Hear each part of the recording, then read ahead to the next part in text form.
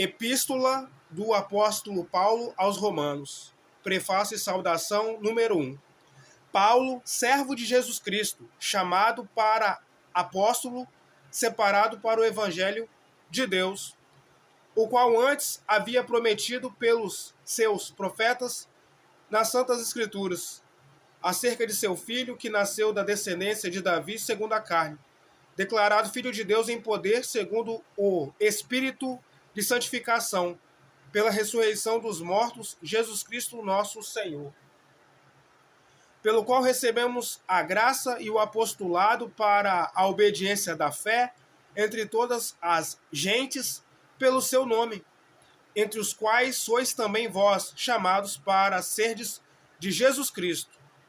A todos os que estáis em Roma, amados de Deus, chamados santos, graça e paz de Deus, nosso Pai, e do Senhor Jesus Cristo. Primeiramente, dou graças ao meu Deus por Jesus Cristo, acerca de vós todos, porque em todo o mundo é anunciada a vossa fé, porque Deus, a quem sirvo em meu espírito, no Evangelho de seu Filho, minha testemunha de como incessantemente faço menção de vós, pedindo sempre em minhas orações que, em algum tempo, pela vontade de Deus, se me ofereça boa ocasião de ir ter convosco, porque desejo ver-vos, para vos comunicar algum dom espiritual, a fim de que sejais confortados, isto é, para que juntamente convosco eu seja consolado pela fé mútua, tanto vossa como minha. Não quero, porém, irmãos, que ignoreis que muitas vezes propus ir ter convosco, mas até agora tenho sido impedido, para também ter entre vós algum fruto, como também entre os demais gentios. Eu sou devedor tanto a gregos como a bárbaros, tanto a sábios como a ignorantes, e assim quanto está em mim, estou pronto para também vos anunciar o evangelho a vós que estáis em Roma. Porque não me envergonho do evangelho de Cristo, pois é o poder de Deus para a salvação de todo aquele que crê, primeiro do judeu e também do grego.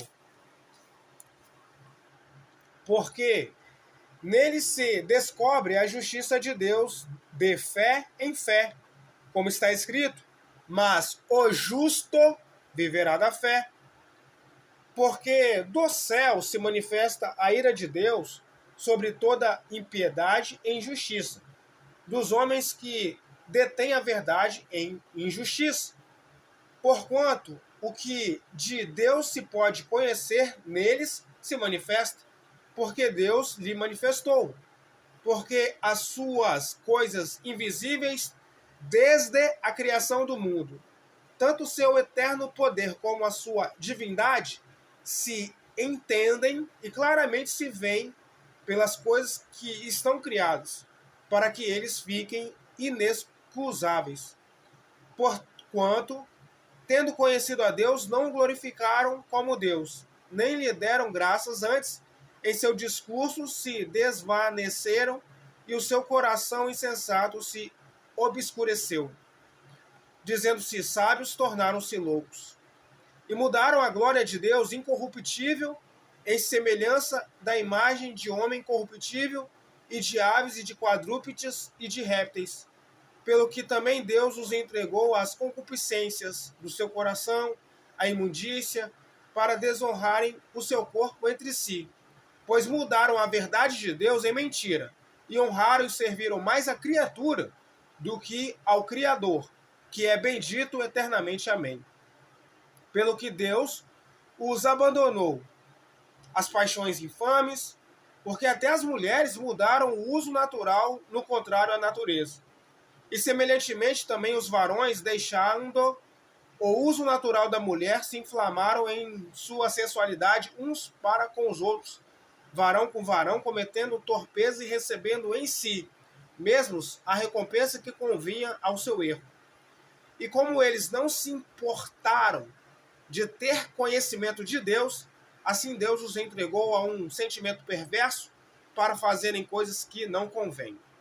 Estando cheios de toda iniquidade prostituição, malícia, avareza, maldade, cheios de inveja, homicídio, contenda, engano, malignidade, sendo murmuradores, detratores, aborrecedores de Deus, injuriadores, soberbos, presunçosos, inventores de males, desobedientes ao pai e à mãe, nécios, infiéis nos contratos, sem afeição natural, irreconciliáveis, sem misericórdia, os quais, conhecendo a justiça de Deus, que são dignos de morte, os que tais coisas praticam, não somente as que fazem, mas também consentem aos que as fazem.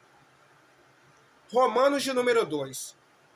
Portanto, és inexcusável quando julgas, ó homem, sem quer.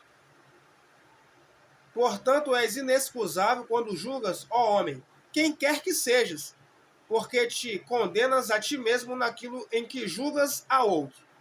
Porque tu, que julgas, fazes o mesmo. E bem sabemos que o juízo de Deus é segundo a verdade sobre os que tais coisas fazem.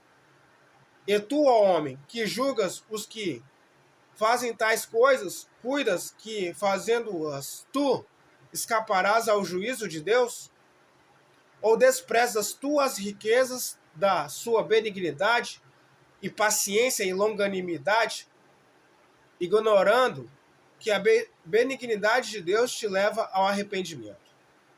Mas segundo a tua dureza e teu coração impenitente, entesouras ira para ti no dia da ira e da manifestação do juízo de Deus, o qual recompensará a cada um segundo as suas obras, a saber, a vida eterna aos que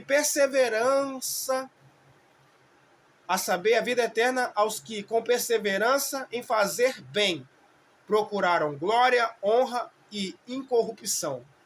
Mas indignação e ira aos que são contenciosos e desobedientes à verdade e obedientes à iniquidade. Tribulação e angústia sobre toda a alma do homem que faz o mal, primeiramente do judeu e também do grego. Glória, porém, e honra e paz a qualquer que faz o bem, primeiramente ao judeu e também ao grego. Porque para com Deus não há acepção de pessoas. Porque todos os que sem lei pecaram, sem lei também pereceram. E todos os que sob a lei pecaram, pela lei serão julgados. Porque os que ouvem a lei não são justos diante de Deus. Porque os que praticam a lei hão de ser justificados. Porque também os gentios, que não têm lei, fazem naturalmente as coisas que são da lei, não tendo eles lei, mas para si mesmos são lei, os quais mostram a obra da lei escrita no seu coração, testificando juntamente a sua consciência e os seus pensamentos, quer acusando-os, quer defendendo-os.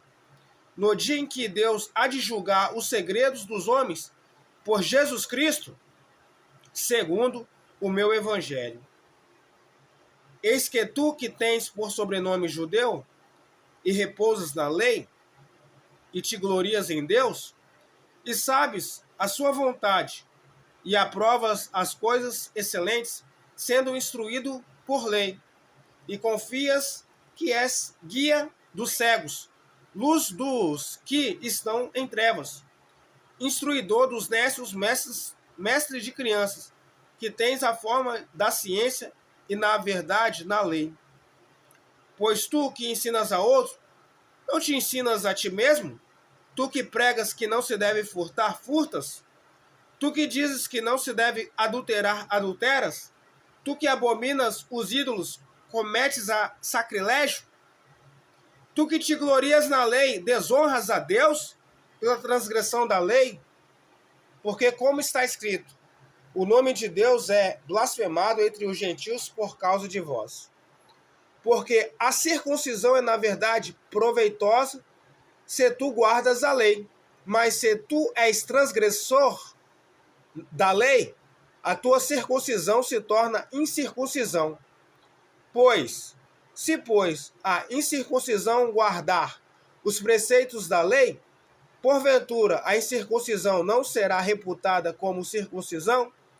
E a incircuncisão, que por natureza o é, se cumpre a lei, não te julgará porventura a ti, que pela letra e circuncisão és transgressor da lei? Porque não é judeu o que o é exteriormente, nem é circuncisão o que é exteriormente na carne, mas é judeu o que é no interior, e circuncisão o que é do coração, no espírito, não na letra, cujo louvor não provém dos homens, mas de Deus.